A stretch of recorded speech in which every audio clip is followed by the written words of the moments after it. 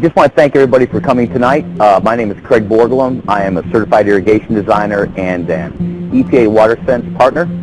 And we're here tonight to talk about controllers and drought issues. As you know, Florida's in a prolonged drought and it's going to go on, so we're going to always be stuck with these water restrictions that we have. The water restrictions that we have, they're now statewide, are that you can only water twice a week, and you can only water between 4 p.m. and 10 a.m., which for most people should be more than enough time. For a lot of large commercial projects, they do have a problem with that water window. Anyways, this is more based toward the residential homeowner. I want to start speaking about the controllers. Okay, this is a very standard controller, probably the most common one that I see in my work in the residential market. And it's a digital controller, which is much better than the old mechanical controllers that you might have seen, especially in places like Sarasota County and Volusia County. You can't even have a mechanical controller anymore. So after I show how to operate this, then I was going to do a small PowerPoint showing how to change one out yourself in case you wanted to do that. So first, let's talk about run times. Sprays, which are the little pop-up ones that don't move, they just pop up, spray, and then pop back down. Those have to run for 1/3 of the time as what we call rotors. Rotors are the big ones that turn and spray a long distance. Quite often I will go and see where someone has all their sprinklers set to 30 minutes per zone, whereas they might have 2 spray zones and 2 rotor zones. So what's happening in this situation is the rotors aren't on long enough and the sprays might be on a little bit too long. Now, when we apply water, what we're trying to do is we want to fill the soil area, which is about 6 to 8 inches deep. We're not trying to water that much deeper than that, because trees and other really large, deep-rooted shrubs, they get water without having to put in a lot of supplemental water from your sprinkler system. So as we're trying to water this area, we're also trying to limit the amount of water that runs off.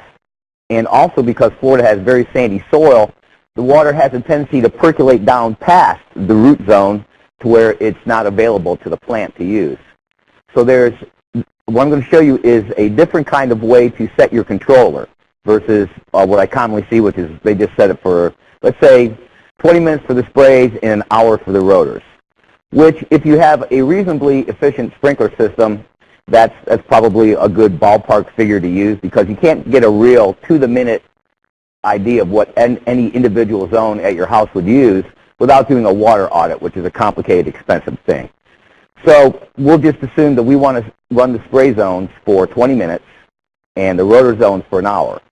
And of course, that would change if an area is in deep shade, you would probably want to do half that amount. We're talking about areas that are in full sun. So rather than run the rotors for an hour and the sprays for 20 minutes, it would be better to run the rotors for 20 minutes and the sprays for 7 minutes, but set our controller to go on 3 times consecutively. Meaning if we have 3 zones, 2 rotors and a spray, it would go 20, 27, and then the whole thing would start again, and then it would start again. The reason for that is because we're trying to eliminate 2 things. Runoff on the top of stacks for St. Augustine. If you try to apply that much water, run those rotors for an hour at a time, the water is eventually going to start to move laterally, because the percolation rate of the soil is not going to be pure beach sand. So eventually it's going to stop percolating, stop going down into the soil, and start to move laterally across the ground. And the other thing is that it's going to go down past the roots. Now, water's cohesive. If you take a couple drops of water, put it on a glass, and you see when they touch, they become one big drop of water because it sticks to itself. So a much better way to water your yard is to put down the first application. Okay, because it's a shorter run time, it's not going to percolate down as deep. And when you put down your second application, the first one will catch that as it's going through. So we put down one, and we put down another while there's already some water in that root profile, and it'll help trap that water and keep it from deep percolating. And then we put down some more. And so that way we have less water running down through the gutters, and we also have more water in our root profile, so we don't have to water as long because we're making better use of of what we have. Now, you don't always have to use that much water. The highest evapotranspiration rates for Central Florida are April, May, and June, and September, October. That's when it's still hot out, but the humidity is very low. So when we're in, say like now, we're lately we've been getting a lot of rain, you wouldn't need to run it quite that long, maybe only 80% of that amount of time. So how do you do that without completely going around and changing every zone time? Well, any decent digital controller will have a function here called a water budget or a water adjust. I think Hunter calls it a global adjust. And what it does is if we have 60 minutes on zone 1, and let's see what I'm going to do here, 20 on that and 60 on that. Let's say we want to use, we think we could drop our runtime by about 20%.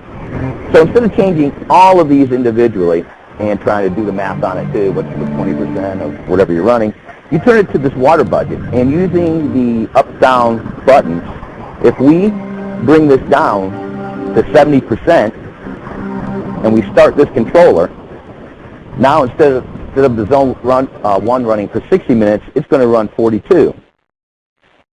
And what was running 20 minutes is now going to run 14. And when we get in the wintertime, you can probably set this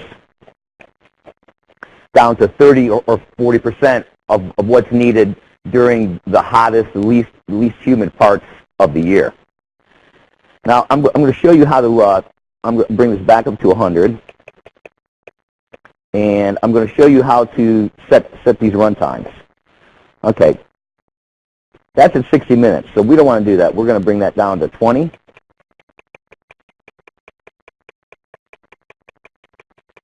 And then we're going to take this next one that is 20, that's a spray zone, and we're going to bring it down to 7. And what we're going to do is we're going to make this controller start 3 times. So we go to the first start time, which let's say is, we'll make that 3 a.m. And let's say all of this time together here equals 50 minutes. We're going to go to the next start time. And because we're not going to be running a full hour, we're going to make that one start at 4 a.m. And then we're going to go to the third run time, and we're going to make that start at 5 a.m. This way, we're not trying to apply all the water at one time. And it's called a syringe cycling method, and it's a much better way than trying to apply all the water at once. So let's say you have an old, Richtel mechanical controller with the little white pins, and it's hard to tell exactly how long it's running, and you can't make it start multiple times. So you may want to, in order to save money, since this water budget function makes it so easy to change your run times, you're more likely to go out and do that than if it's a complicated ordeal with a mechanical controller. So I'm going to explain how, if you have one of these older type controllers, how you can take it and change it to a digital controller.